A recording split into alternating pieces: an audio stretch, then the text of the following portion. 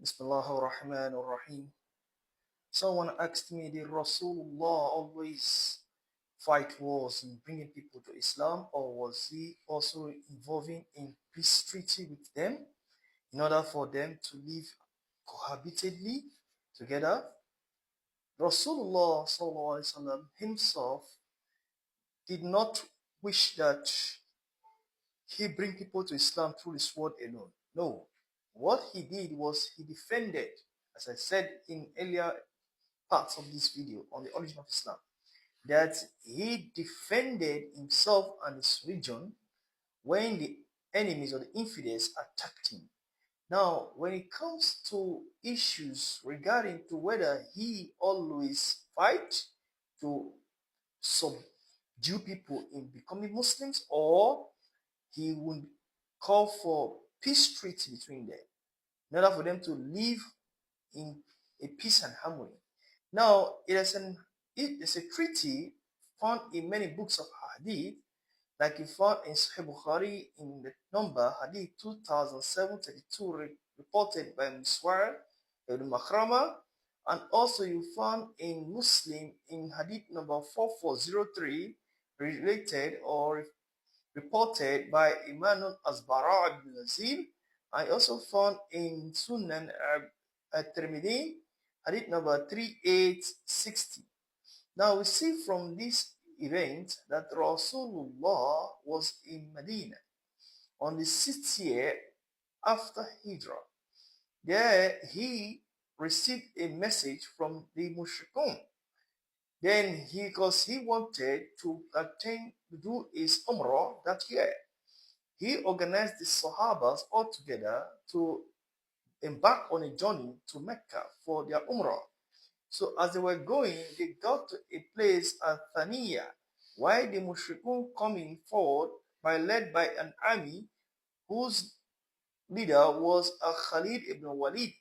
So they were coming facing Medina as Rasulullah with his Muslim followers were coming, and they got to the mount top, which is at Thaniya, and they saw this army, and the army saw them fearfully. They stopped.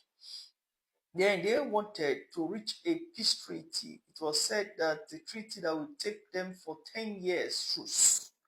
Rasulullah sent someone to them, and that person could not come back. It was said that Rasulullah decided to tell them to bring someone for them.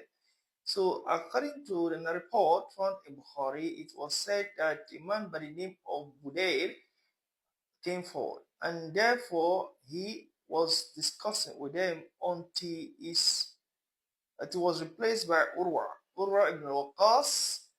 Then that came forward and began to speak when he says that they should write something. And it was said, according to Bara ibn Zib, he said that it was Ali that Rasulullah ordered to write a treaty to them when he said, Ya Ali, uktub, right? Anna Muhammad Rasulullah alaykum. Then and he said that the Urwa said, if you have believed that you are the messenger of God, we wouldn't have come here, or would have all followed you. So write Muhammad, son of Abdullah. And then he told Ali, write Muhammad ibn Abdullah. He raised that one and he says Muhammad Rasulullah alaykum. Then Ali said, it is difficult for me to write it that way because I already believed you as the messenger of God. Rasulullah said, where is it? He said, Arini makanaha, show me his place. When he showed Rasulullah his place, then he said, Rasulullah removed it, ma'aha. He erased it, and he wrote himself, he wrote, Rasulullah wrote, that Anna Muhammad ibn Abdullah, or me Muhammad ibn Abdullah. This is from Muhammad ibn Abdullah. Then he began to write the treaty. One of the treaties you see from the treaty called Treaty of Hudaybiyah, written between the prophets and Muslims and the Mushrikun, it says that when a person from the Mushrik comes to them, that person should be sent back or should be let go if he decides to come to us. But if the one who leaves you as a Muslim to us, it cannot come back. Rather, it become a Mushrik like us. This is the treaty which they are putting forward. Rasulullah did not object to that, And some other of the treaties that they will not fight war for 10 years. They will be peaceful for 10 years. And they will allow them to go for Umrah the next year, not this year. They will go back and come next year for their Umrah. So some companions were not happy with that. And one of the companions that were not happy with that was said by when and before then Su'aid Ibn Amr will be dragging the beard of Rasulullah, dragging it to the extent that so insulting that when he was dragging the beard of the Prophet, one of the companions stopped him and said, "Don't do that. He's our Nabi. We honor him, give him the honor." So that was how Urwa looked at them, and he said within himself, said, "Yeah, I've gone to meet some leaders, like in Rome and other countries, but I've not seen such a leader that even if he spits, so there will be a companion in the midst that will come and tap from the spittle, and they will use it to rub their faces and their hands as blessings from the Prophet." And even it says, he added, that if Rasulullah wants to wash his hand on a bowl, that there will be some companions who will take it and drag the water where Rasulullah, the remnant of the water Rasulullah used to wash his hand, to wash their face and drink from it. This is how loving they have against the Prophet, to the Prophet. They love the Prophet so much that they will try to take some of the remnants used by the Prophet to enrich themselves. So we see from the hadith of Hudaybiyah that to the extent that it says that even Umar ibn Khattab was questioning the nubuwwah of Rasulullah when he asked, "Did he not say that we are to go for our Umrah this year? Umrah? Why? What happened?"